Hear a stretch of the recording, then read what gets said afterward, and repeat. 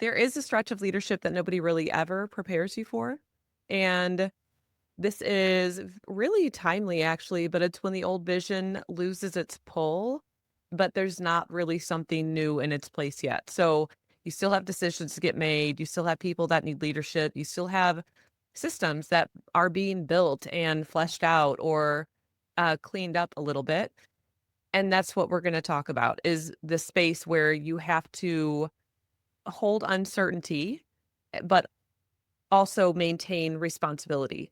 Oh, and I guess I should clarify too, the way that we do this is just through a series of questions. So we'll have 5 or 6 questions, and then we actually are gonna add on a scenario. So we'll talk through a scenario at the very end of this. And we are off to the races. Question number 1, how does this season show up differently in the visionary seat versus the integrator seat? The season of, the vision being kind of in flux. Yeah, I know that you typically like me to answer first, but I am curious as you're about to take a sip of your coffee. Yeah, you're good. Go Um, ahead. well, because the reason I think it's almost a little bit flipped is that the role of the visionary is to drive the vision. And so the role of the integrator is to it's kind of like we talk about God, we're such moms. We talk about We are, yeah. we talk about like you say, like, it's just stating, or, like, I'll hear you say, like, the pregnant pause. Yeah. It just, Fucking like, pause. it just, like, infiltrates, and I think that's, like, the idea even of a pregnant pause is kind of what we're talking about essentially.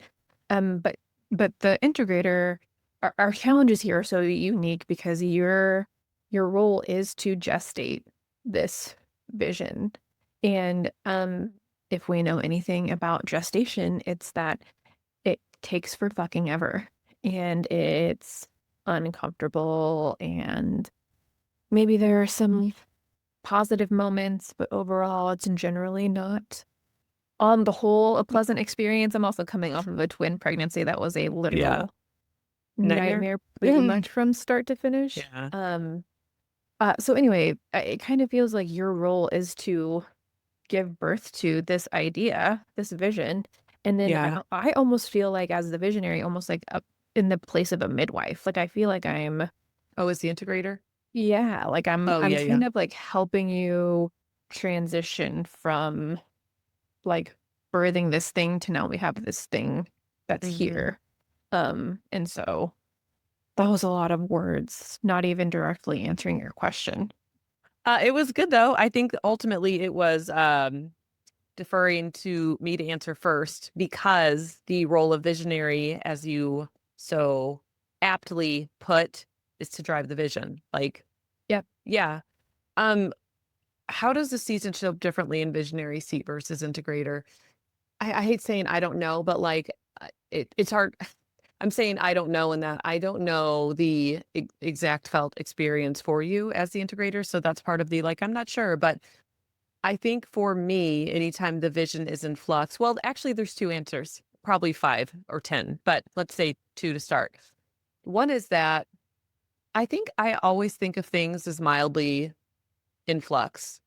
Like, I think because I think of the practice as being alive, like it's sort of constantly taking in data and adjusting and evolving and shifting and like changing in real time.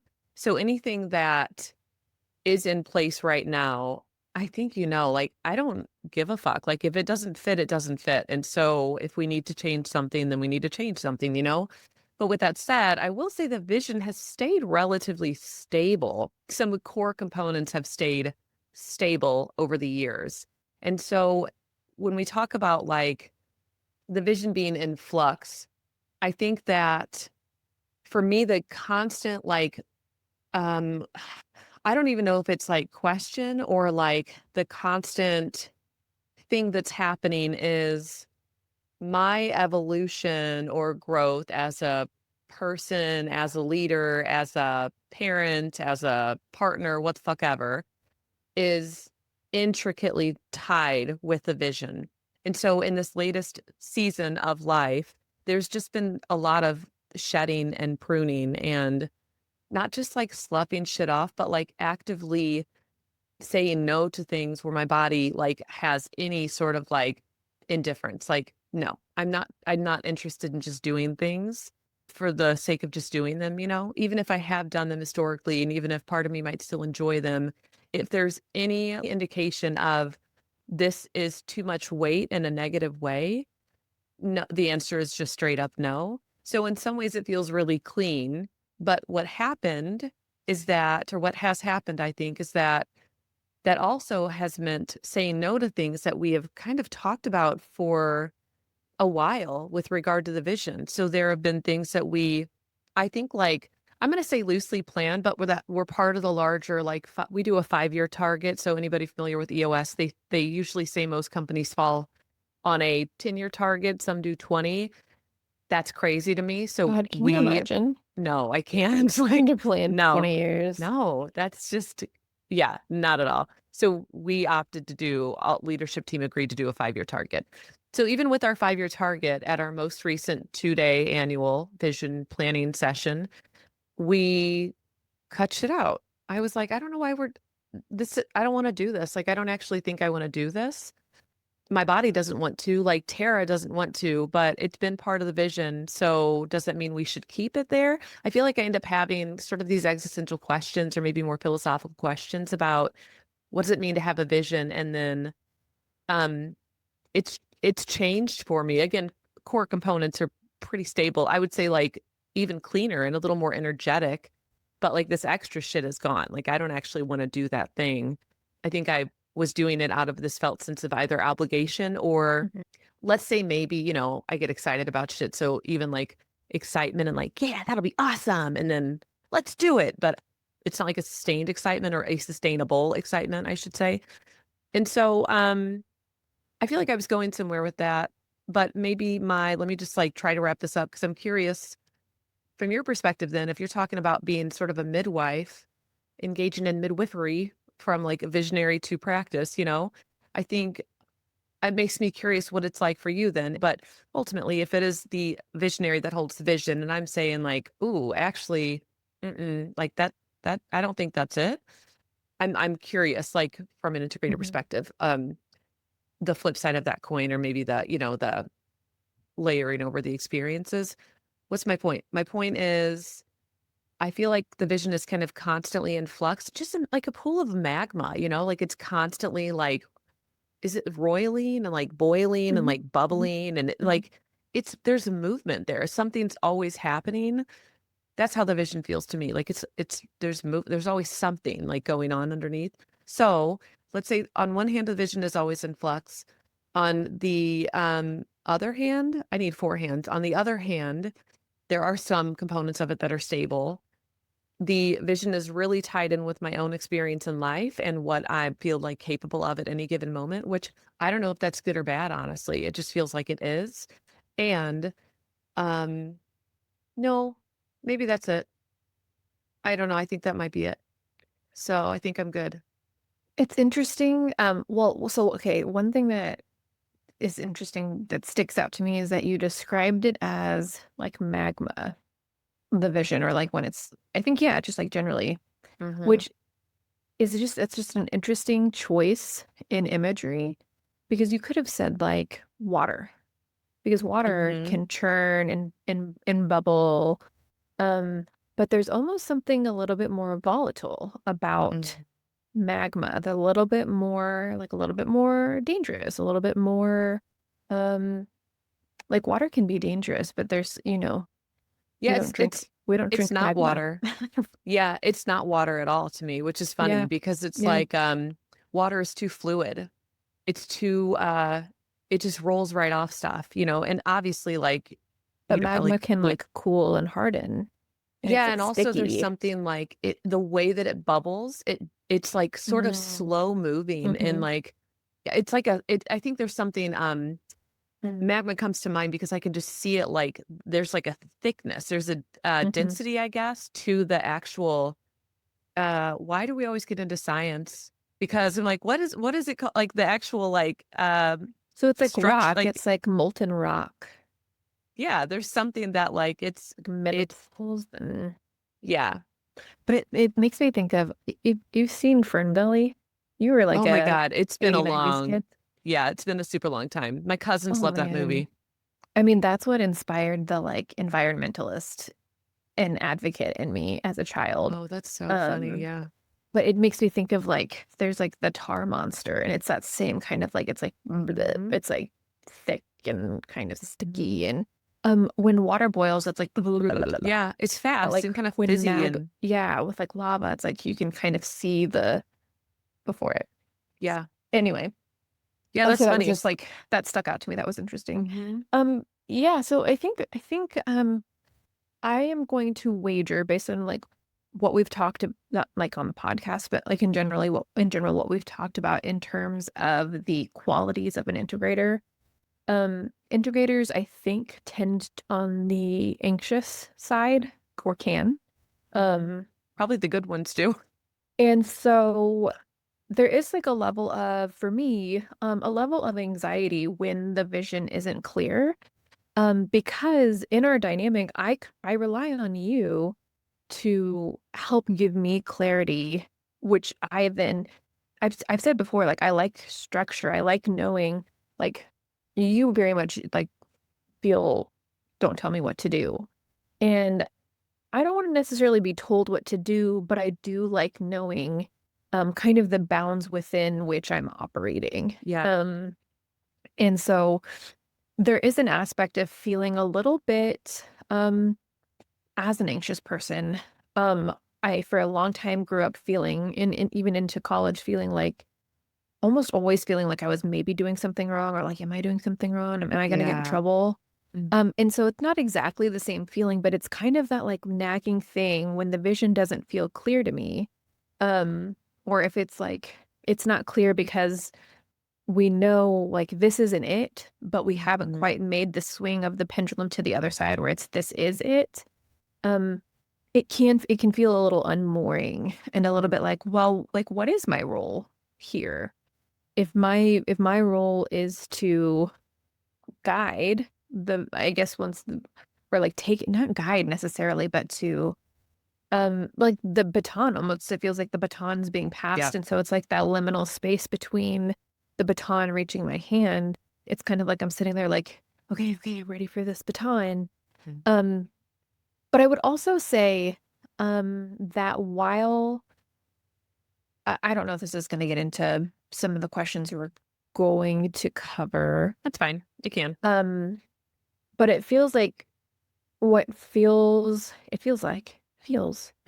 the feeling that I have about Feels. this, the experience is, um, we do have a strong set of values and purpose. So even if the Yes. vision isn't necessarily clear, um, the level of anxiety that I feel is pretty minimal because we have this foundation of our values and our purpose and our niche to lean back on. So maybe the specifics aren't clear. And I can think like if I'm thinking back on how the specific ways in which our vision has changed, because we started doing a 10-year and then we shifted to a 5. Mhm. So even in that regard, it's changed. Um, the change hasn't been like we were going to be the drivers in the community of integrating mental health and gourmet popcorn. Like Mhm. it was not like that was never it. Yeah. And now we've Yeah. decided nope, no popcorn. Yeah. Um the specifics have changed a little bit, but our purpose is always been the same, which is to facilitate meaningful connection. Mhm. Um and so ultimately that can provide the structure or the foundation or the thing I can fall back on as anxious leaning person in this role because I know that wherever the vision does land, it's going to be rooted back in this thing. Mhm. So it's almost like, yeah, it's like a reflection internally too. Like when life changes, and when the direction of life changes, the thing that keeps me from spiraling is being rooted and grounded in like my own values or my own like the core components of my like identity. And so it feels similar. It feels similar being in the liminal space is I can still be I can still act, I can still do things, I can Mhm. still engage in leadership or in our work, because it's all still rooted in the same idea about who we are and what it is we're doing. You said something earlier on about a sense of feeling, unmoored a little bit, like, if the vision isn't clear. Um, I think that I probably feel, like, similar in terms of it does feel unmooring, like, I feel kind of untethered, like, "Okay, well, I know who we are and I know how we show up, but I don't really know where we're going right now. Like, why are we going that direction versus that one? Why couldn't we go over there instead? What's the point about this?" And I get into this, like, I'm not even going to say headspace where I'm actively like frantic or sometimes maybe, but like it doesn't feel frantic and frazzled. It just feels like the gestation. It feels like this, like I'm grappling with something and I don't really know what the outcome is yet. And I don't like that feeling, but I also don't wanna rush through it, and also, I know what I can trust, like, I know that I trust who we are, and I know that I can trust how we show up, and I know that I can trust how we make decisions about what we do or not, through our core focus. And so I think, probably saying the same thing just in my own words, but I think all of that just mitigates any anxiety around, I don't know what we're doing next, like, I don't really know what this looks like.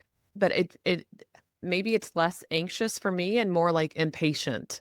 Like, "I'm okay, I'm fucking ready, like, come on, show up," because I know I can't force this thing to present itself, and I also know if I try to force something that doesn't actually fit, it's not gonna work. Yeah. Yeah, so, cool. Are we good? Yeah. Alright. That's good.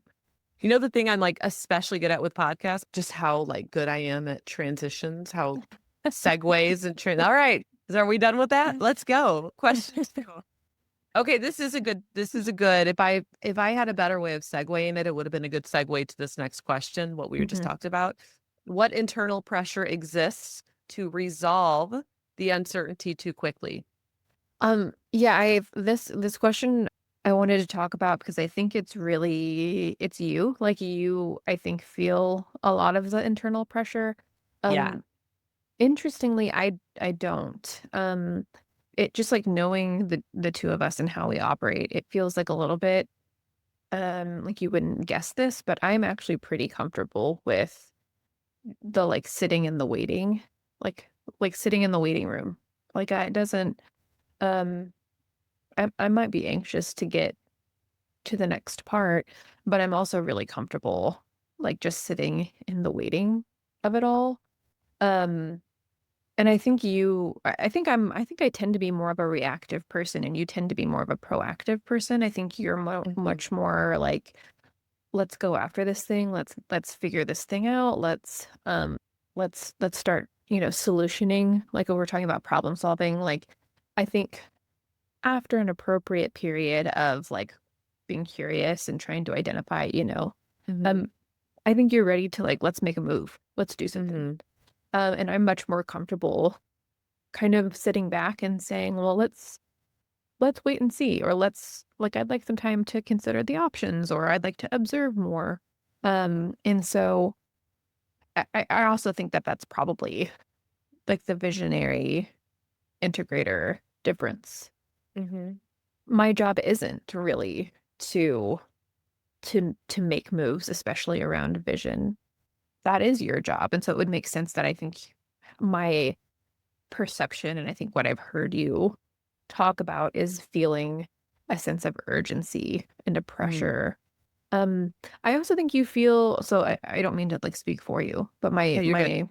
my perception is that you feel a like, a sense of responsibility to the practice as, like, Mhm. an idea, but also to the people who make up the practice, and I think you're very sensitive to not in a negative way, but you're Mhm. very attuned to how that lack of clarity that might exist when you are in a season of flux might result in a feeling of, like, anxiety or disconnection for particularly staff who aren't involved necessarily, um, in leadership team or in higher level decision. But you could also make the argument, like, how tuned in are people to that process anyway? Like, Mhm. how tuned in, um, are the staff or the employees to any flux that there might be?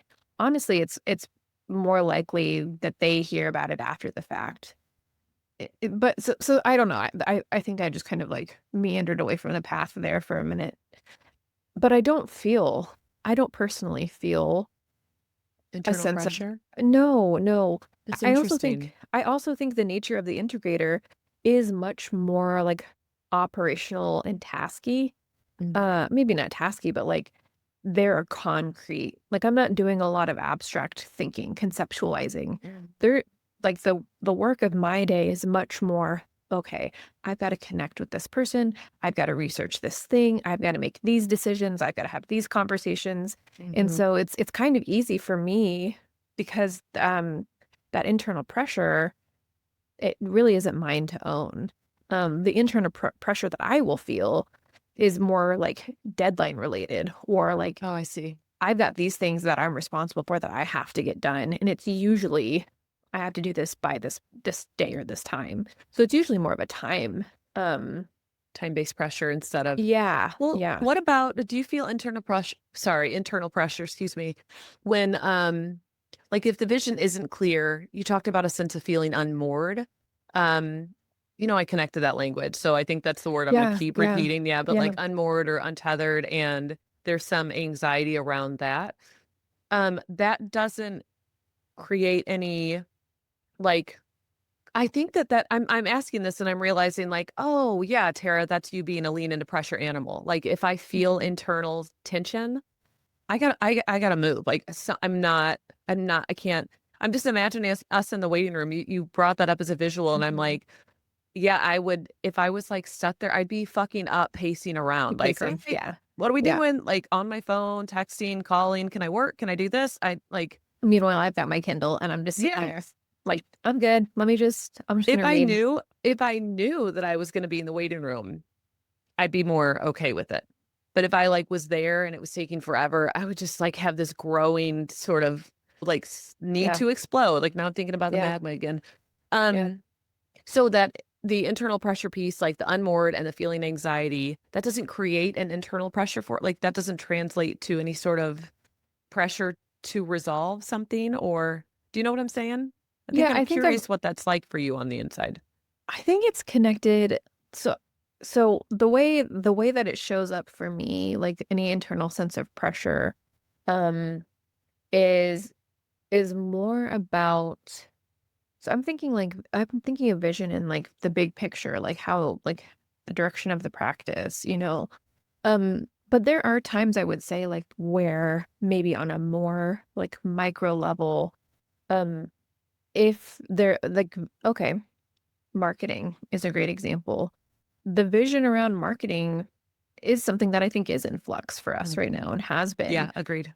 Okay, so if I'm using that lens rather than like the annual 2-day and how we're visioning the larger direction of the practice. If I boil that down to like where we're at with marketing right now, um, it does manifest as internal pressure, or rather, when it doesn't feel clear, that what that translates to for me is it feels like I should be doing something, but I don't know Mhm. what.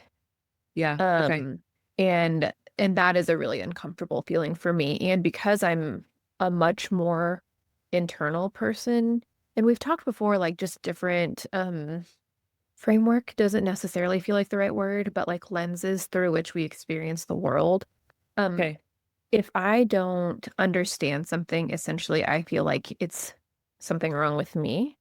And you come from a completely different perspective of if I'm feeling unclear, like you thinking if Yeah, I'm feeling unclear about something, then everyone must be like that's something. There's a name for that. universality Yeah, or the yeah, and assumption of similarities from a Gottman that one. perspective. Yeah, Yes, that mhm. one.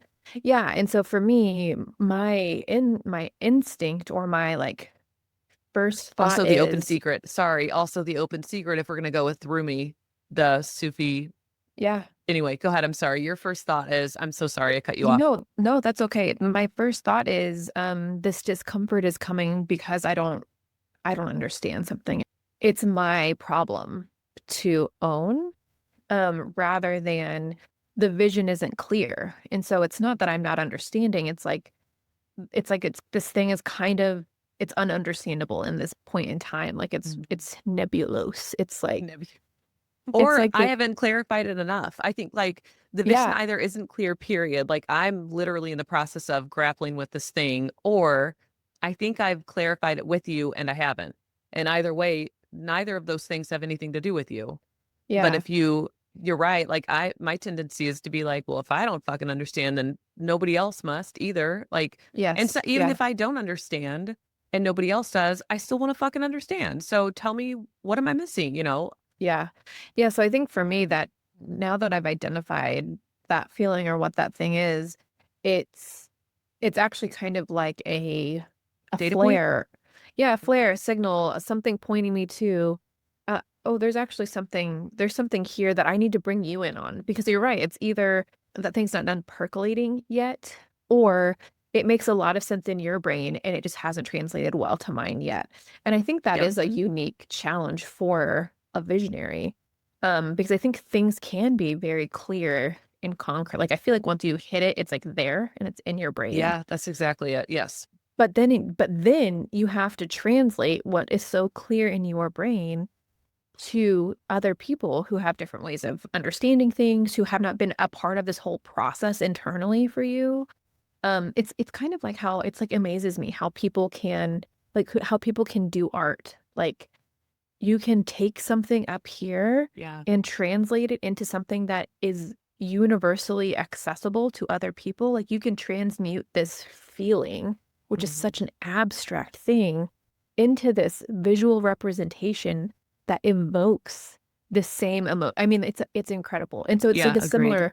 it's a similar process of like you have this thing that is so clear in your brain, and now your task is to transmute that into a form that is accessible and understandable to other people.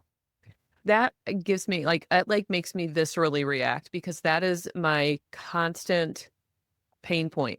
Like Yeah. the one of the things that is super fucking hard for me, and maybe just in general, it's I don't know, that's actually not true. I don't think this is hard for every person. I think you're good at this. I think there are some people who are really good at this thing, and I am not one of them.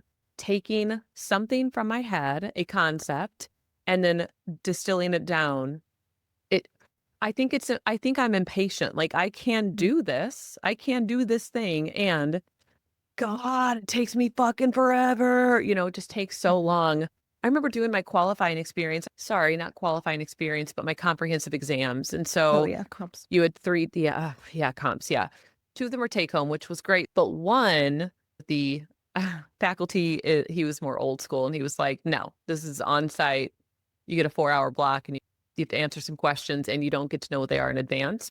It was, I did it and it was I had to like stand up and do fucking jumping jacks in the room at various points and like stretch my body and like do yoga poses. That was a brutal, brutal process to be holed up for 4 hours and to like have to like get a bunch of thoughts like down on paper.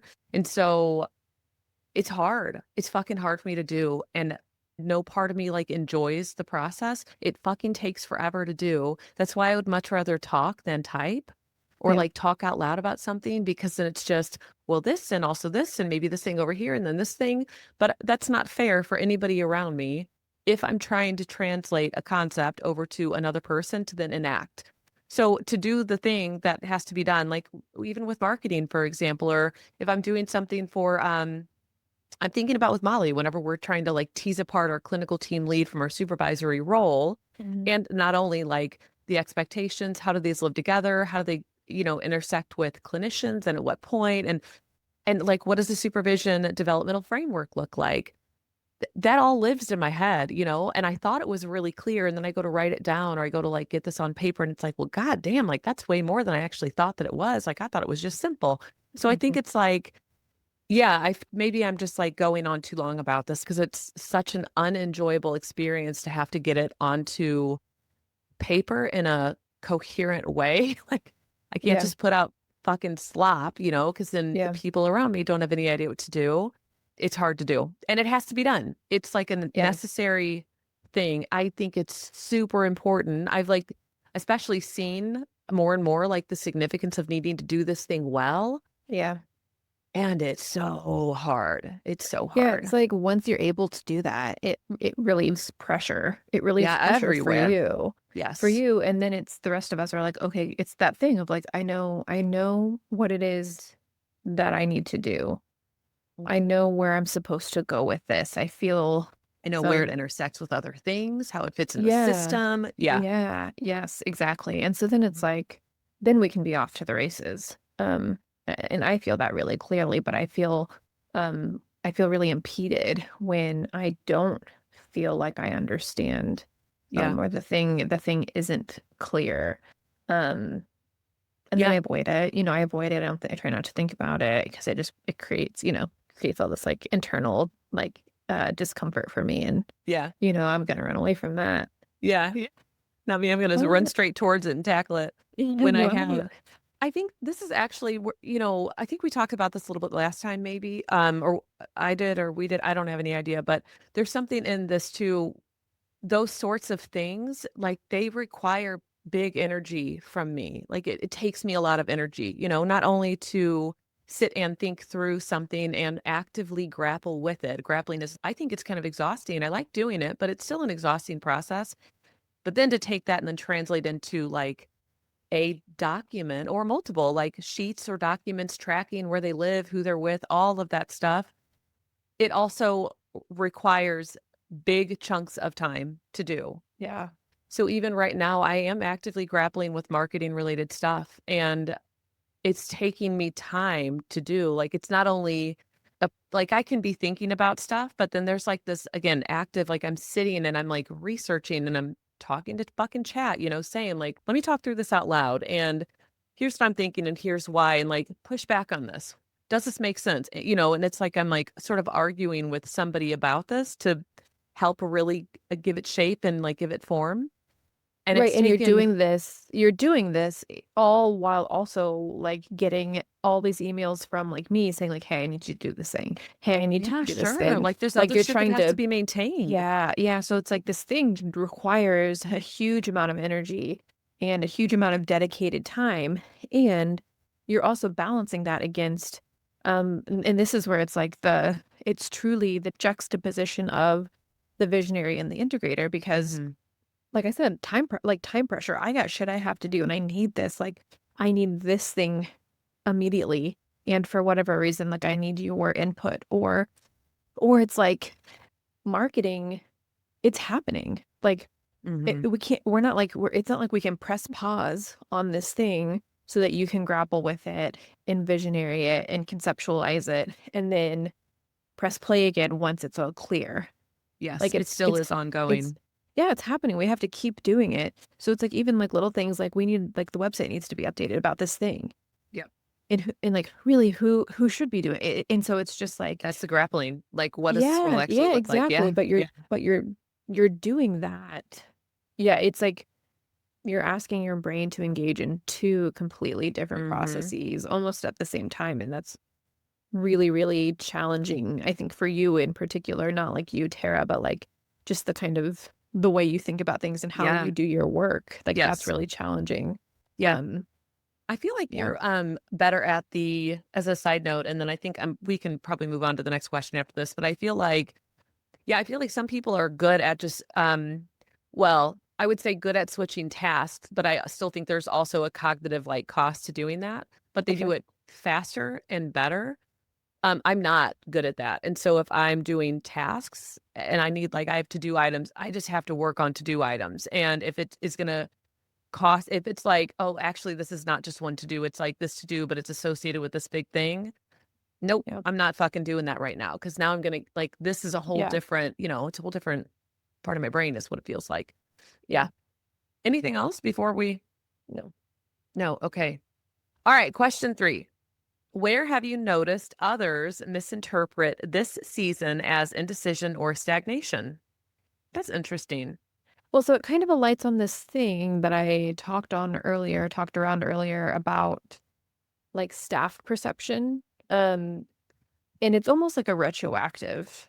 Um, it's like because appropriately so, our staff is not privy to the kind of ongoing grappling or, maybe micro changes or the way, I mean, I really think that what we haven't talked about, like, is maybe why vision might be in flux, like, what might be Oh, yeah. driving, the flux in vision, and I think for us, a lot of times, we talk about part of the reason why we shifted from a 10-year to a 5-year, is because we found that when we were setting a 10-year and then trying to translate that down into 1-year, 3-year, it almost felt like we were forcing ourselves in a direction that didn't actually make sense or that didn't feel right, and so we talked about things happening more organically, and that happens, like that it's like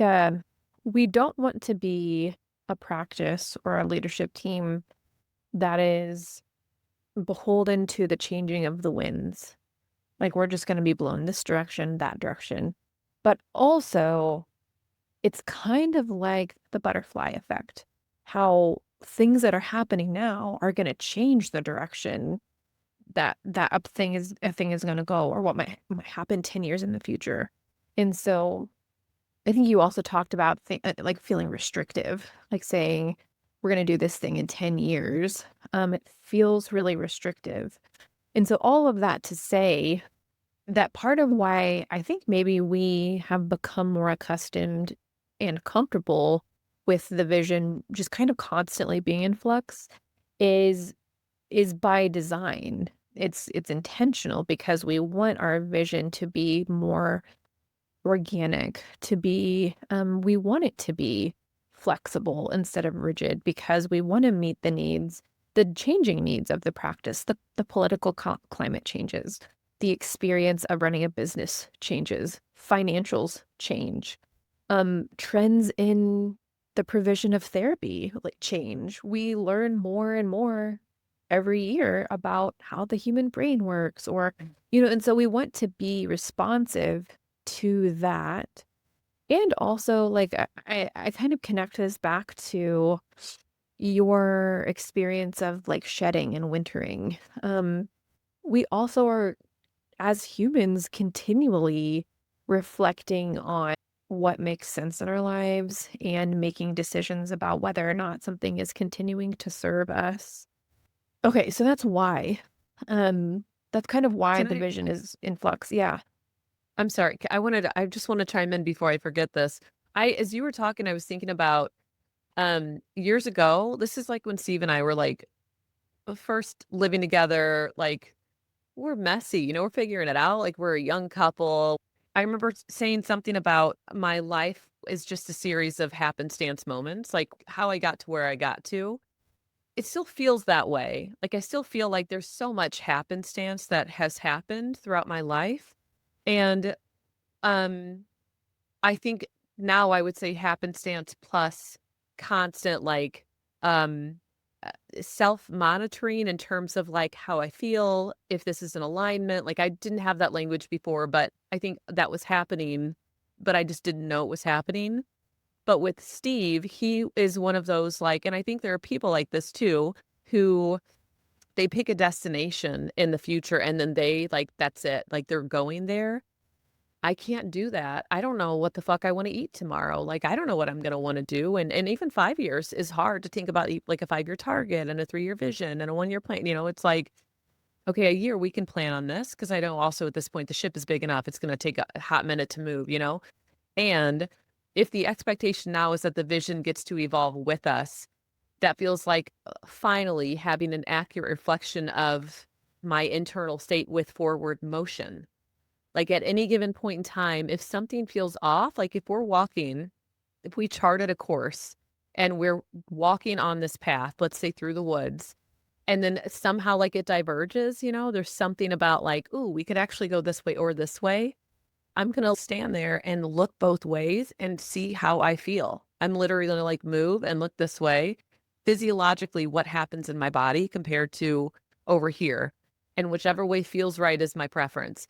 you can't chart that in advance. Like if we didn't know that there was this spot in the woods that actually there's a little fork and it comes back together way up there, you don't actually know how you feel until you're at that moment. I don't know how I feel until I'm at that moment. So regardless if I add on a half a mile or two maybe to my journey, if I don't feel good about going the way that maybe we had planned going left, if I don't feel good about left at the point that we arrive at that destination, I'm gonna fucking add 2 miles to my journey and I'm gonna go to the right.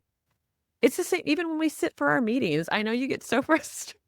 You, like, come in and you're like, "I'm not setting my shit down until you decide if you wanna be in this room." Like, literally, like, it has to I has to, like, feel Yeah, and maybe that's a little bit OCD-esque, maybe it's a little bit fucking neurodivergent, I don't know, but yeah, I know that it has to feel right. I have to feel settled in my body to say yes to something. I never know exactly what that will be in advance. yeah, So, again, like, these core components of a vision, for example, yeah, I know those. Like, we have core mhm, components. I know our yeah, values. That feels totally settled. I know our core focus. That feels absolutely settled. But, like, the specifics, I don't fucking know. Who knows? Like, yeah. yes. That makes me think of, something that can be really triggering for Andrew and I with Lucy, our 3-year-old right now, is, we will say, for example, and I think any parent of a toddler can relate to this frustration, will say, "What do you want for breakfast?" And she'll say, "Yogurt." And this isn't actually true because she loves yogurt, but Yeah, sure. I'll make her yogurt, and then she'll say, "I don't want that. I want cereal." Mhm. And it's like, "I just fucking made you this $8 organic Greek Yeah, he yogurt does. bowl with organic He will blueberries." eat this fucking yogurt. Yeah. Yeah. Or and that would never happen because she fucking loves yogurt. Yeah, But yeah. maybe it's like the big thing she'll tell us right now, she needs to go potty, and then we'll say, "Okay, go potty." And then she'll say, "Not right now," while she's, like, holding herself, and it's like, "You are going to piss in your pants Mhm. if you do not go to the bathroom." And, like, we'll refuse to go. But then, "I need to go to the bathroom, will you come with me?" And it's just like and what I try, like, my mantra right now, and what I try to, like, remind Andrew of is she's allowed to change her mind.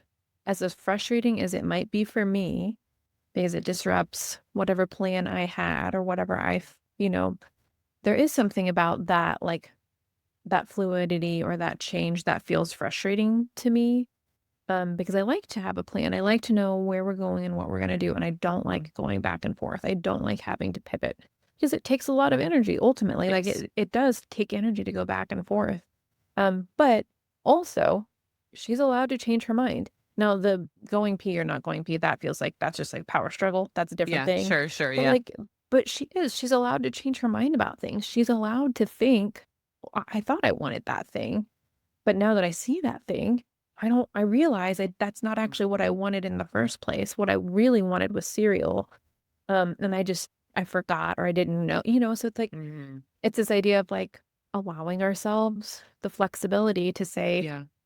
yeah, I thought this is what I wanted, but it's not. Like, we're allowed to change our minds. We're allowed to say, this doesn't This serve isn't us it. or this doesn't fit Yeah. anymore. You know, it made all the That sense in the world, but it just doesn't anymore. and maybe on paper it makes sense, but when Yeah. we get here at this junction, no, this isn't it. That's the water. That to me is water. That's the fluidity piece. That's a creek bed. It's a creek bed or a stream. It's not a Hmm. giant river, but it's like we're traipsing through the woods. I want to walk through the stream and I want my shoes and socks off and I want to feel the Hmm. water on my feet. It's like, Yeah. no, Yeah. I want to do this thing. Like that's it. But I couldn't have known that prior to getting there. And Yep. it's like not being able to know, I thought I wanted yogurt, but I see it and like, I don't want this. Like, I don't Yeah. want that actually It for sounded breakfast. good. I Yeah. usually love yogurt. Yeah.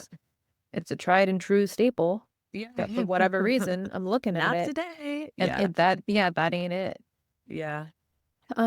Yeah, so I don't know. I think that to circle all the way back to Oh the yeah. question that you Where have you actually noticed asked, okay, I'm gonna rephrase it or restate it. Where have you noticed others misinterpret this season as indecision or stagnation? I think it's that. I think it's like we literally just went on this whole journey of discussing this thing and we arrived back at a point, but most people, I mean, I'm assuming we're talking about anyone outside of our leadership team. they're not Sure. they're not listening in on this conversation. Mhm. Um, but what they might see is we told them, "Hey, this is our map. This is where we're going." And then when they see the route that we took, they're thinking, "That What the doesn't fuck? That's not the map. that's not what Yeah. you said you're gonna do." And so I think the worry that we can have as leaders, as leadership, um, is that people are going to misunderstand the journey. And I think for people who have been with us, they know, like, it's like that Yeah. trust. It's like trust. Yeah. Inherent in all of this is trust. And Mhm. so the people who have been with us a long time, they know that that's our process. That's your process. That Yeah. there is gonna be some meandering. But hopefully what folks have seen over time is that we are consistent in the ways that matter. Like we are consistent and we meander with intention. We don't meander because it's for the fun of it. We Mhm. don't meander because we're not disciplined or we're not focused. Mhm. But I hate to bang the same drum that I'm always banging.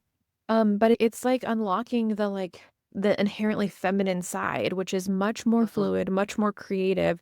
It's like if we allow ourselves to be open to the creative process, which is essentially what we're talking about in the context of business, or visualizing conceptualization, when you open yourself up to the messy process of meandering and testing and putting your feet in the creek rather than sprinting as fast as you can over the Mhm. shortest distance to get to a destination. Um, it's like the idea that like children's work is play. Like Yeah. play isn't play, it's work for them. It's Yep. like a core fundamental process that they're experiencing and In engaging in all that's yeah, in all developing. species. Like, I think about lion cubs playing, like, Yeah, that's not yeah. it's play, but it's prep. Like, play Yeah, is they're prep. Play it's is practice. practicing. Yes. Yeah, they're learning, Yes. they're literally and metaphorically building muscles and stretching out parts of themselves, Yeah. and it's similar. It's like on its face, this might look like frolicking Indecision, without purpose, stagnation. indecision, Yeah, meandering, stagnation, frolicking. I love that word. frolicking. Yeah, it does feel like I frolicking, you know? feel like yeah. Um, but really, when you are giving yourself over and allowing yourself to explore, then it goes back to that meaning. It's like once you arrive at the destination or a new destination that wasn't even planned, that was there was meaning in that. That didn't happen by accident. In the sense of I just stumbled upon this thing. Now maybe you did stumble upon it because you were meandering and then Yes. you discovered meaning in that direction and Uh, you had clarity on that was never actually a direction we wanted to go in, or that was never actually the right destination for us. mhm. But ultimately, it might look like that on its face. But into I think newer folks, it might feel like, What the fuck? what's Yeah, the yeah, sure, yeah. If they like I had think any, about like yeah. it's even like something as small or seemingly minuscule as um I sent out the 2026 handbook and manual. And within 2 hours of sending that out, I had new edits. I had new additions. I had new things to Mhm. add. So it's like, that's not Whoops. that's not indecision. Yes. That's not being, That's being alive. um That's the practice being alive. yeah, Yes. it's being responsive. That's being flexible and saying, Yeah. "Oh, you're right. Like that thing didn't make sense," or this new thing came up that we hadn't considered before, and so Mhm. we need to communicate that in a different way or in a new way. So anyway, ultimately, it might look like that, but I think the antidote to that is trust. And it goes back to being rooted in the focus, the purpose, the vision, Yes. the values. Yeah. We're saying this is who we are and this is what we're about, then it's like, "Okay, I can be along for the ride." Maybe not, you know? Yeah. Yeah, I'm thinking that the people who would probably I think if there are people at the practice who consistently interpreted what leadership was doing as indecision and stagnation, I would say they would probably interpret it more as like whiplash and like probably never stagnation. I don't think that that's ever actually a thing. I think it's more like it would look more like indecisiveness or like, "We said this, but then it was this." Um, I do think that's a very real possibility, and I feel like I like what you said, one of the antidotes is trust, and I feel like also the only other thing I can do is just share some of the process. We did this thing for this reason, and as we went, here's what we learned, and here's what we realized, and here's how we had evolved and, like, decided to change course. This is why instead of going from A to Z in the fastest route possible, like, no, we wanted to hit up these other letters. We wanted to make sure that as we're going along this path, every step of the way is intentional. It's purposeful. Um maybe it's not inherently meaningful, but, like, what we're doing is on purpose. What we're building is on purpose. And even just the other day, anything that's is in place might not be in place. And so sometimes what I think, if I'm using harsh language, like, let's say indecisiveness, if somebody was looking and they'd say, "Well, you're just being indecisive." I think it works sometimes in the favor of employees. Like, sometimes it's like, there's questions that come up. We just had something happen the other day with one of the employees. They asked a question about something, and it was like, makes me pause. It gives me enough pause that now I start to question this whole little, like, rule that we have over here where I'm like, well, I don't know if I like that rule anymore. Mhm. I don't think that that feeds into safety and belongingness. I'm not sure that I like the way that it has to be enacted. I don't know if I really want to keep doing that. And so that's not necessarily like charting the course, but like as we're going along the way, theoretically, this thing has been set. We could just leave it and say too fucking bad. Like, this is what we're going to do. But I don't wanna just get somewhere at the cost of everybody being unhappy or not feeling like they are taken into consideration, or, like, that we actively tune in and think about the experience of the people who are along for the ride.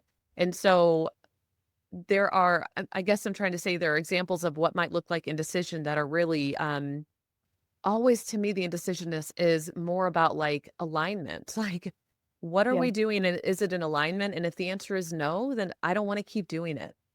I'm not interested. Like, Yeah.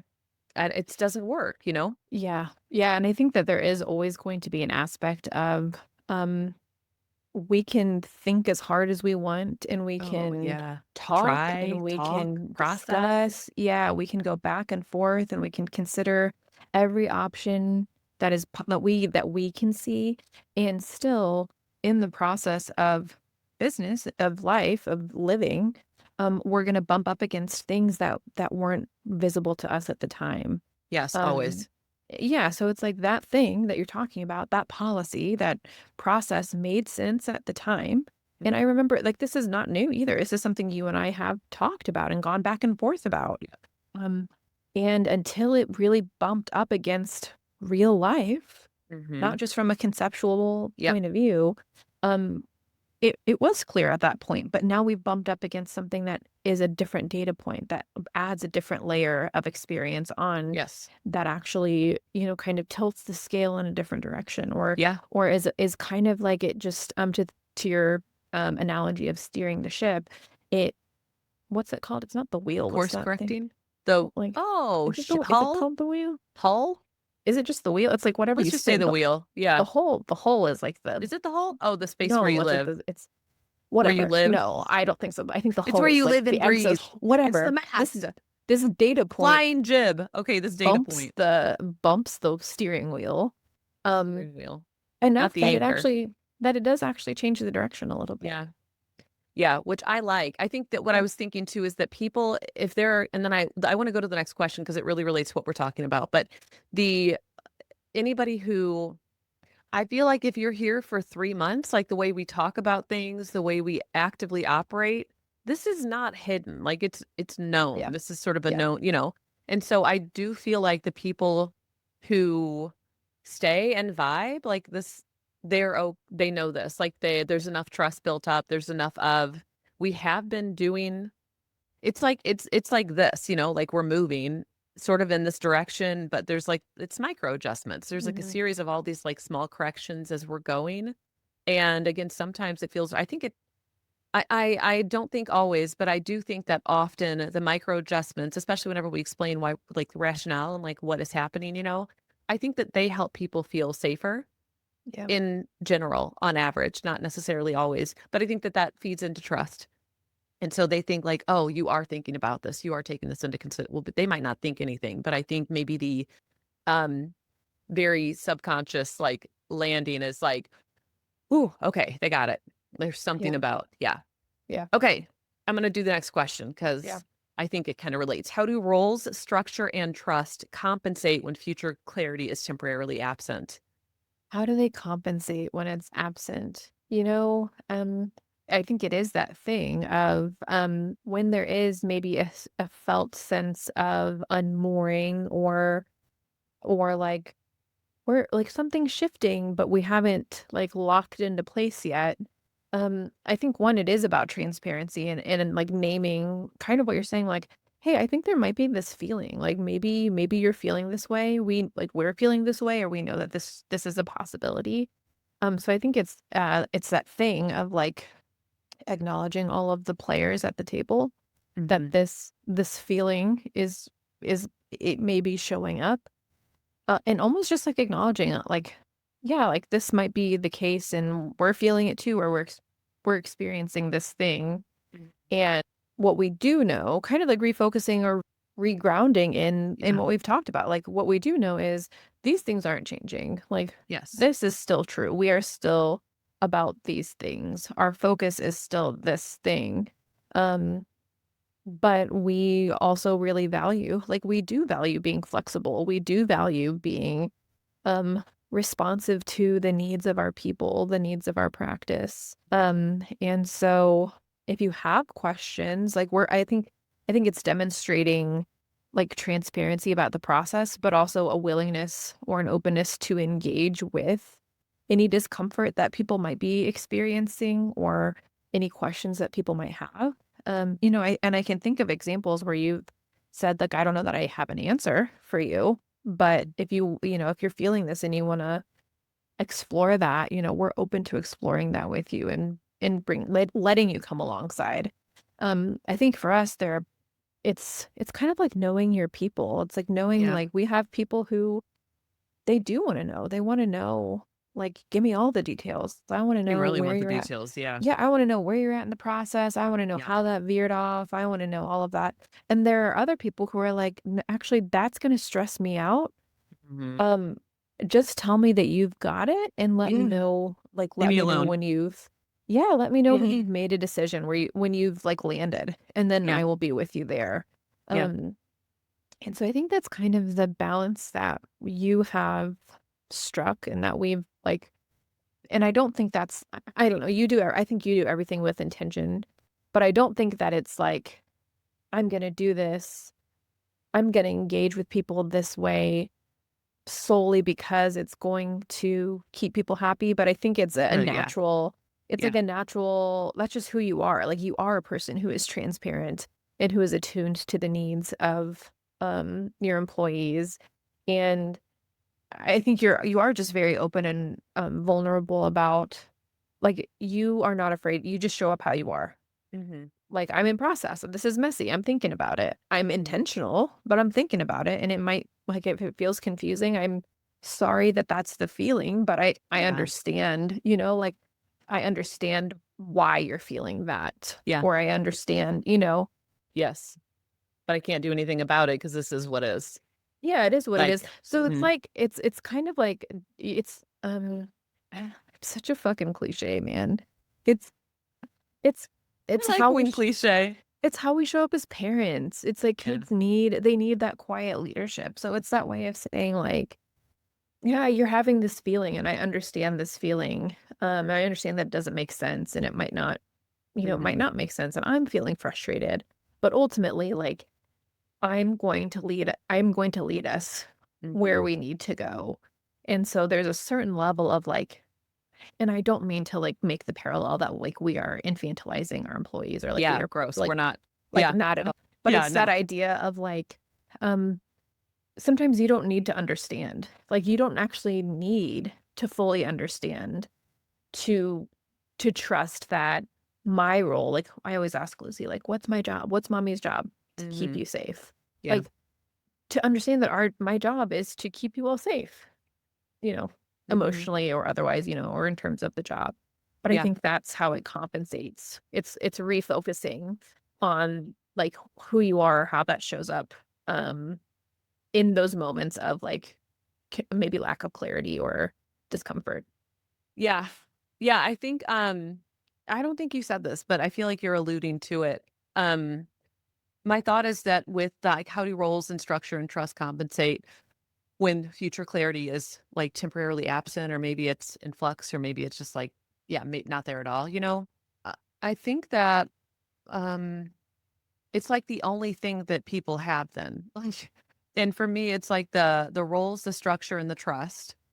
Also, oh, take into account the values, the focus, like, all of the EOS-based things that we do. So, like, structure to me is also the core values and the core focus, and that, like, it's all of those things. And so we might not know exactly where we're going, but we have this general sense of direction. And I think, I have a lot of self-efficacy. Like, if we're gonna need to do something, like, I'll figure it out. Like, we'll figure out what we need to do. And so I also think there's something about, like, I I don't have any sort of, like, if I don't know something, I don't care. Like, I don't have any sort of, like, "Well, I'm supposed to know. I'm supposed to have all these answers. I'm supposed to whatever." Maybe, like, sure, I guess, like, some people might think that way, but I'm not one of them. Like, I feel like my job is to, like, I have this idea of where we're going. I don't know what it's gonna be like to get there. Like, it might be a treacherous journey. It might be really easy and kind of like a cakewalk. And as we're going, like, see how I feel. Like, we might turn left when we planned on going right. We might do this instead of that. We might pause if we find a beach and we all offload and have a fucking picnic, you know? And so I trust myself. Like, I trust myself and I trust my leadership team. And honestly, like, I trust the full team to be honest with me also. If shit's coming up, if you have questions, if you're not sure, you need to tell me so then we can process as we're going. Like, the maybe ultimately, like, I trust the process. I trust the process and I trust myself in process. And I also kind of extend that to the people around us. And I think because of the structure and the roles, and by structure, again, I'm thinking like EOS and like the roles that we have, I'm able to trust what has been built to carry us where we need to go.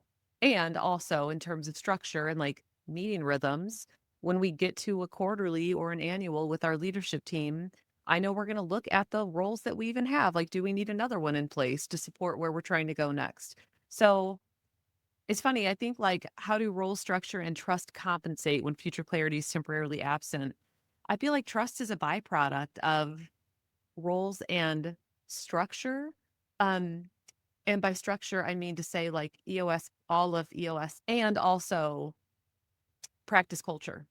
So I think like roles, structure, and practice culture compensate when there's not future clarity, and all of those things really feed into trust. Yeah, it's like the idea that I say we, I feel like sometimes when I say we, I am almost taking ownership over more than I like have a right Oh, to that's funny. because Yeah, no, because you're you've good. done like a lot of this is actually you. And I'm just like, you know, a late addition to the team that also gets the like I'm the water boy who gets the NBA's Whatever, a ring, water boy. like the ring. Like I was part of the team, but I wasn't out there making the threes, you know So what I mean? funny. Oh my gosh. But it's this idea that the roles, the structure, the culture, these things were actually built with to withstand this fluctuation or with fluctuation in mind. Um, it's like baked into the process. It's like people who build their houses on stilts, understanding the environment that they Yeah, are in. Like that floods are gonna come. It's I not, like that. Yeah. if a flood is gonna happen, but it's understanding, no, this will happen. And we have built things again with intention. Um, and we also communicate about things with intention and saying, "Hey, this is what it is. This is what it is." Like going back to like the handbook or the manuals saying, "This is a live document. I'm sending this to Living. you. Yeah. This is what it is right now at this moment in time, but like I'm going to be updating it." And sure as shit, I've got updates like at the end of this month basically. I'm going to send out an email and say, "Guess what? I've More updated this updates. Yeah. enough that I want to make you aware of some of these changes. Mhm. So again, it's like this idea that we've these things have been created with flux in mind to be able to withstand the pressure of maybe not tumult, but like some Yeah. stronger winds than are normal, you know? I wanna say one more thing, and then I think we move on to a scenario because I think you have a hard stop at a certain time. Yeah, okay, so, um, you should say "we" because I could not do this without you in place. Like, there's no way that what is in place right now would exist in the way that it does if you were not in the seat that you have been for the past almost 5 fucking years at this point. Same with, Yeah, as of clinical like director, like, what, like in 6, 5, 6 7 in a week. days? Yeah, Yeah, or in a 6 week. days or Yeah. something, yeah. Yeah. Yeah, and so I think there's something about, like, I can't take ownership. Like, sure, I might say this is who we are, like culture and like values. I might emphasize this is a must. Like these things have to be in place, and they're like certain components of vision and what's important. And then saying like, um, here is what it is, but I this wouldn't exist without having you specifically. I think in place as not only an integrator, period, but also like distinctly Taylor as my integrator. Like this is what helps bring it all to life and ensures that it's running smoothly. So you should say we is what I'm trying to say. Sorry, was the original question, how does my imposter syndrome continue to show up in my life? What it is? Everywhere. Okay, I'm gonna switch. We have more questions, but we talk too much. So I'm gonna switch to the scenario because I want to do this. All right. Here we go. A practice owner notices that her leadership team has started asking more, where are we headed? Questions, not in a panicked way, excuse me, but with a subtle edge of curiosity and concern. She's still making decisions, still running meetings, still holding standards, but internally, she feels less certain about the long term narrative she used to rely on.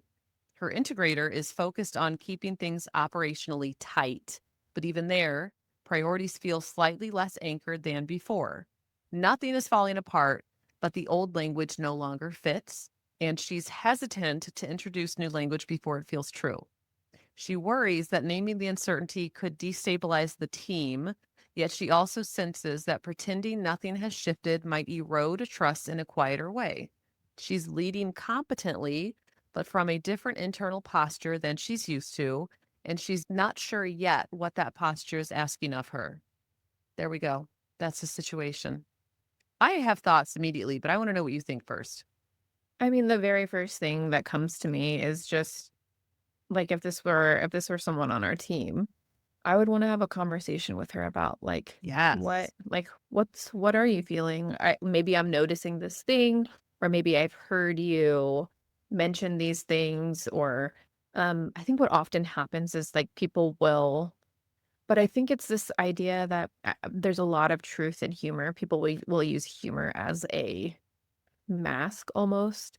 And so I think there's no, this is such a unnecessary side quest, but like maybe this person has made jokes about things feeling like I don't even know where we're going anymore, or I don't even recognize, in passing. So maybe I've heard these things, whether it be an explicit like I feel concerned about this, or I'm curious about this, or maybe I'm just picking up on things, but I'd want to have a conversation about like, what what are you feeling? Like I'm getting the sense that you have questions, or that you may feel unclear about our direction. What is that like for you? Like what's coming up for you? Because ultimately, I think the reaction could be, well, let me just explain everything to you. Let me just tell you exactly where we're going. Let me reorient you to this thing. Or if it is in flux and this person's picking up on that, almost like wringing my hands about like, I'm really sorry that you're in this like that we're all in this position of being really uncomfortable. I'm not going to do any of that. I'm going to figure out like where is this person maybe feeling disconnected, and is that actually a result of our vision being in flux, or but, like, what else might be at play for this person? Because it sounds like they're still, like, they're they wanna be here. They're doing the things that they are supposed to be doing in terms of, like, fulfilling the duties of their job. Um, And noting that it's the practice owner that's feeling this way. oh, yes. Yeah, Yes, so it's yeah, like just to clarify, yeah. yeah, so it's like I wanna have a question about, like, what's I don't know, trying to get deeper into the heart of, like, what's going on for you. Yeah, because it feels like did something suddenly change? Or is there, I worry about, like, are you having space to do the grappling and the thinking about, like, maybe the disconnect or the, I don't even know where we're going anymore. Are you actually tending to that? Or do you have space to tend to that? As me as the integrator, can I help? Can I, like, do we need to think about what is getting in the way of you being able to think about this more clearly or engage with what might be happening? Yeah, I think Sorry, I I missed the practice owner piece. That was oh, no, that's okay. This to me is like there's 2 things.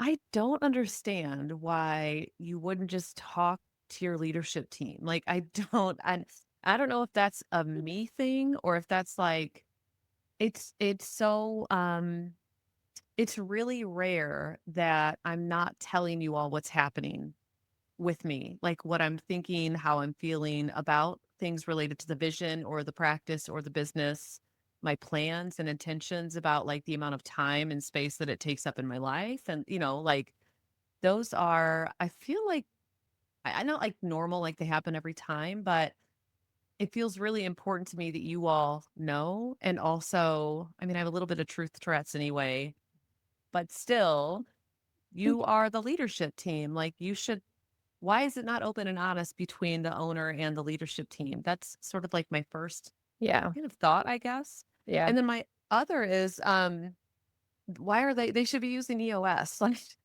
I think that there needs to be a structure where you have time and space carved out to assess the vision together and like actively process and actively grapple. And even at the most recent 2 day, what happened is that we looked through all of the, you review the VTO or the vision and traction organizer. We're looking at core values. And I was like, I don't know if this one works for me anymore. Like Mhm. this language, the concept kind of, but it's like, this isn't it. And it turned into it's a discussion, not necessarily debate, because I think we all were kind of on the same page, but it's a discussion. Now we're all collectively working to like solve this thing so that everybody feels back on the same page again. Yeah. There's something about like, okay, so it doesn't seem like there's a structure in place to be able to actively assess vision. It almost feels like oh, I have a lot of thoughts. Sorry. One is there's not the structure in place to actively assess something like vision, And like along those lines, if there's not structure in place to actively assess this thing, it also seems like there's this implicit um belief or maybe like understanding that she not only is responsible for holding the vision but also like ensuring that it unfolds in like in the Mhm. direction instead of I might say like, "Hey, this is the general vision, We workshop some finer details together and now it's ours. Like it's a Mhm. collective thing. Yeah. And if something's off, it's not like it's personal. It's like, "Oh, I don't think this fits anymore." And now collaboratively, we're discussing this thing again. And then same like the uncertainty piece. She worries that naming uncertainty could destabilize the team. I also don't relate to that. I think because of just everything we talked about earlier, like, Yeah. I don't know, like, there's a Yeah. bunch of shit that I don't know, and some, like, very precise questions are, like, one of those things, like, I don't know what this looks like in the future. This is, like, kind of broadly what I think, and also it might change as we go. Like, little again, some core things are probably relatively stable. So, that's something where I'm like, "What? Just fucking say it to your leadership team." Like, Yeah. if you have people that are destabilized by you saying you're not sure about something, then you probably have the wrong people on your leadership team. Yeah, that's a great point. Okay, I think I'm done now. I didn't mean to keep cutting you off No, or no, you going. didn't. No, no, you didn't. As you were talking, I also went back to the beginning of the prompt, which is it makes me wonder, like, is this sense of uncertainty or confusion, for lack of a better word, about direction, is that internal? Or is that like well, I thought we were good, but my leadership team is questioning. Oh, That comes up interesting. for me too. Like, was this something Is this like a is the questioning from the leadership team a byproduct of, like, the practice owner's own internal sense of, I feel less connected in with my vision? Or is it a result of the team ultimately causing her to question? Because I think that could be, I don't know, that could play a role too. Like, if people don't understand, um, is the practice owner taking on the responsibility, maybe not unfairly, of making sure the team understands, but misinterpreting that as it's not the right vision, or I'm not Mhm, actually rooted in this thing, rather than, oh, we are rooted in this thing, but it hasn't been translated in the right mhm, way to this team. Um, so I wonder about that as well. How much of this is like internal for her, and it goes along with what you're saying too, of like what's the mechanism for reviewing this, because mhm.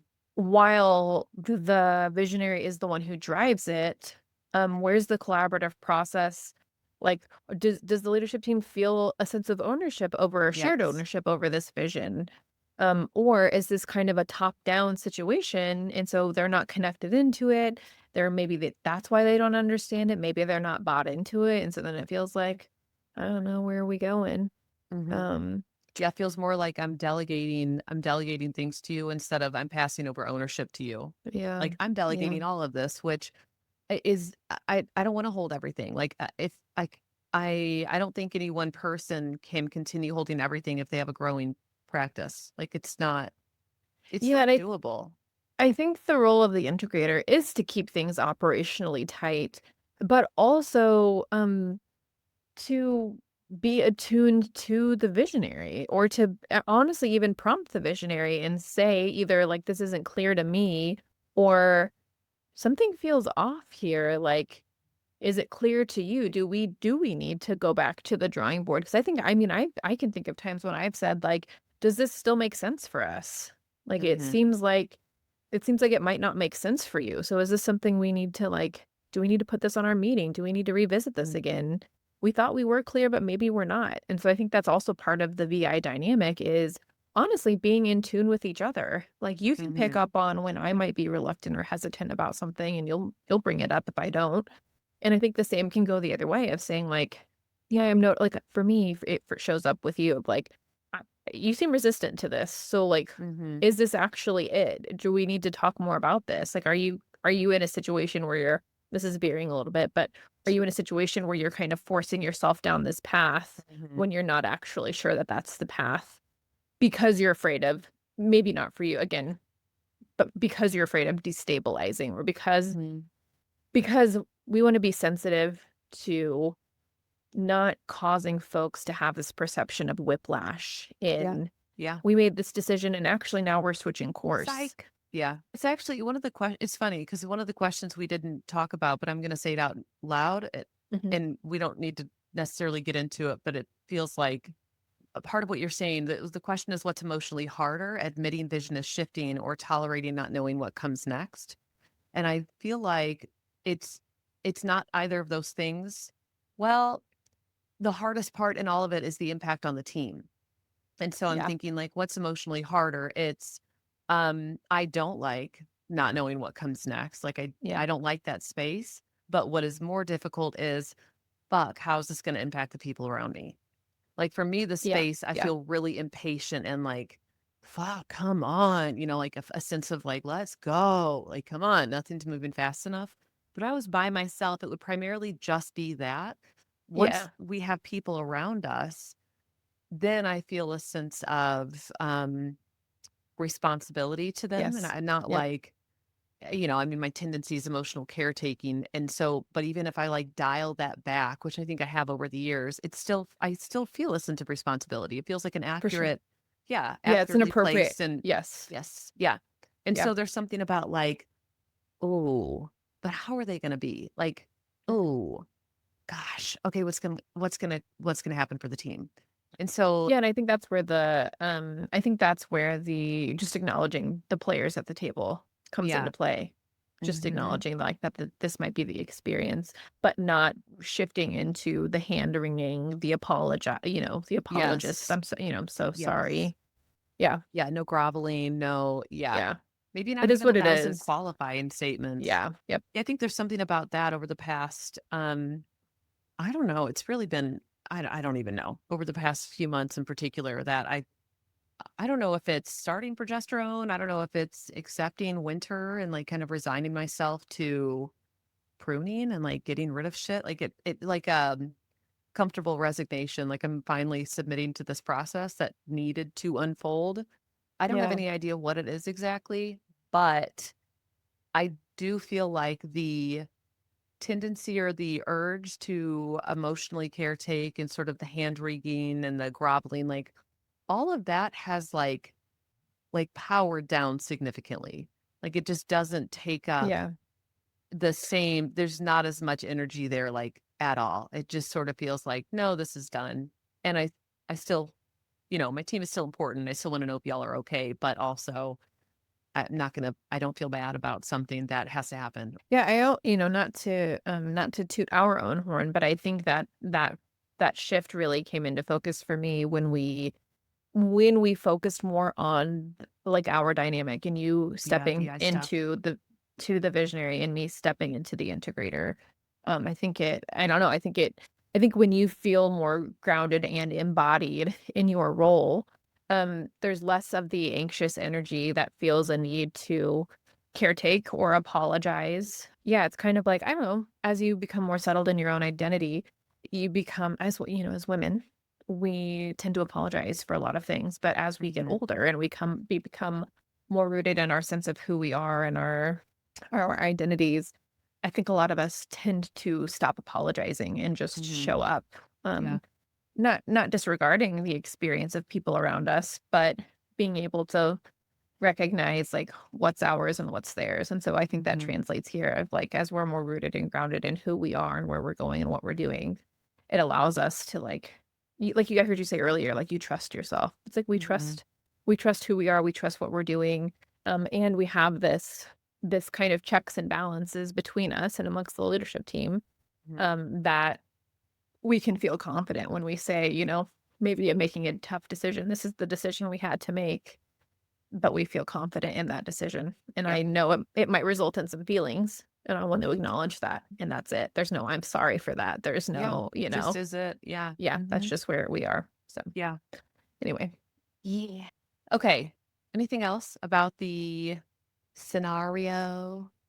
No, but she sounds really lonely. That the practice Oh owner. That god, sounds like a yeah. lonely experience for her.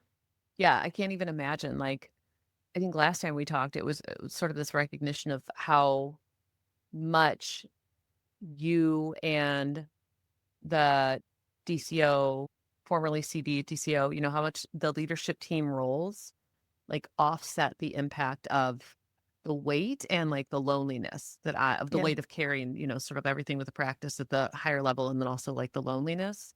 Yeah. And so, agreed. Yeah, I think there's something I don't even think I thought about that, but yeah, I agree with you. My guess is that she probably does feel really lonely, and, maybe something about, not especially safe, even, like, to share Yeah. with her With her team that she's feeling team. uncertain Yeah. yeah, it's like, especially with your leadership team, especially with your integrator, like, if anybody, share it with your fucking integrator. Yeah, and if that Oh, lack of trust is there, I would definitely wanna explore why. Is that a yes. vulnerability issue? Is that a trust issue? Is that a wrong person, wrong seat Yeah, issue? yeah, I would wanna explore that. Like, if you felt like you couldn't share these things with your leadership team or with your integrator, that would be top of my list of things to examine. yeah, yeah, agreed. Okay, final question. What feels well, one of 2 questions. You can pick your poison. What feels most important to name after this conversation, or what feels steadier or at least more honest than it did at the start? Um, what feels important to name? I think maybe that there's no moral value on a vision being solid or in flux. It kind of is like what you were saying, like you kind of expect it to be, and it's not a failure if that changes, like if your vision changes, if the direction changes. And actually, I think that if you can reframe that as part of the process or inherent in the nature of visioning, then that can change your relationship with the change and how you Mhm. can package that. Like it's almost like it's all about managing expectations. If you expect that this Mhm. thing is going to be stable and steady forever and then it's not, because inevitably it's not going to be, Mhm. um, then there's gonna be this sense of, like, moral failure, like, I wasn't disciplined enough or I didn't think it through enough, but and then people are like, "Well, we can't trust you now because you said that this Mhm. is the thing and now and it's not the thing." But if you can package it or understand it from the perspective that it is something that's gonna change, um, then it just, like, relaxes everything. It gives you the freedom to, like I said, like, you're allowed to change your mind. It gives you the freedom to change your mind or to reassess Mhm. based on new facts or new data. And Mhm. when you set that expectation up for the people around you, then inevitably when the thing does need to change or it does change, no one's surprised by that. No one is disturbed or distressed by that. It's just Mhm. like, oh yeah, we were told to expect this and here it is. Yeah. And here we will continue to be. Yeah. Um, yeah, I love that.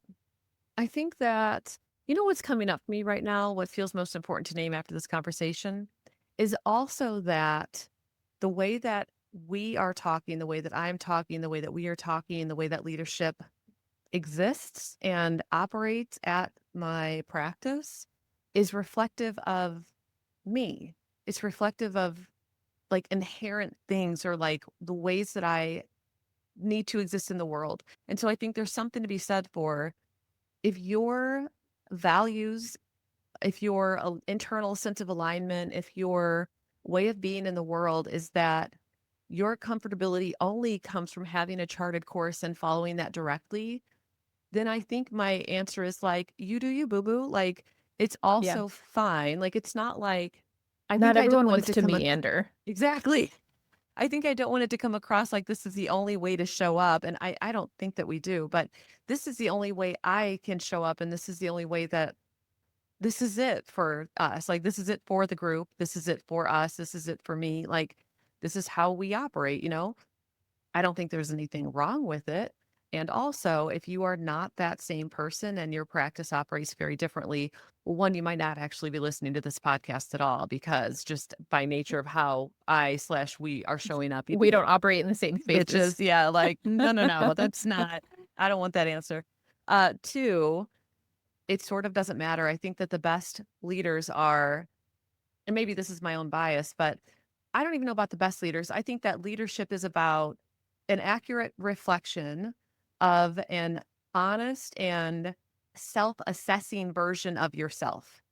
So, like, knowing Yeah. myself and being honest about what is doable or not, where I need to grow, where I'm like pretty competent, and then like trying to express that through leadership in the form of even like the systems and the structures that are in place, in the form of the people that are employed. Like, it doesn't need to look like us, it needs to look like the best version of yourself and the people around you who want that in a leader. Some people are going to want somebody who's very much like black white, like much more rigid. I don't know. Yeah.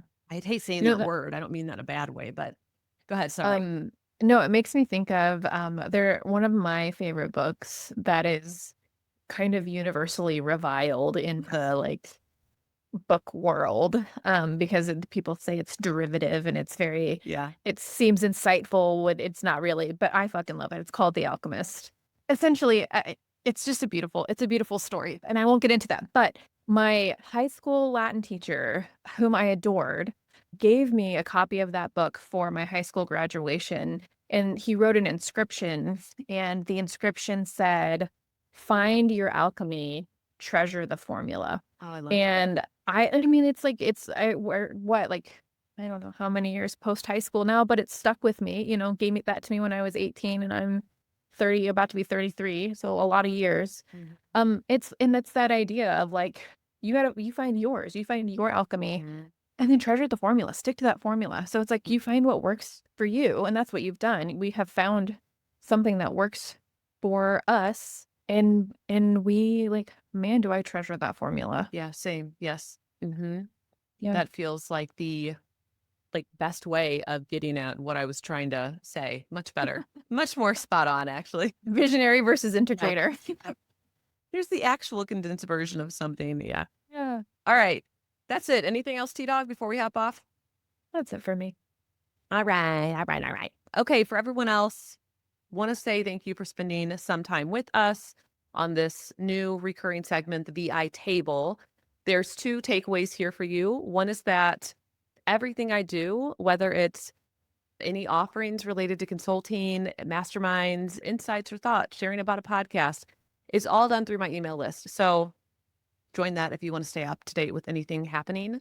And then also subscribe to the podcast if you haven't already, or send this episode to somebody who you think needs to hear it. That's all I got. I will see you all on the next episode. Thanks. Catch you on Bye. the flippity flip. Catch you on the flippity flips. Bye.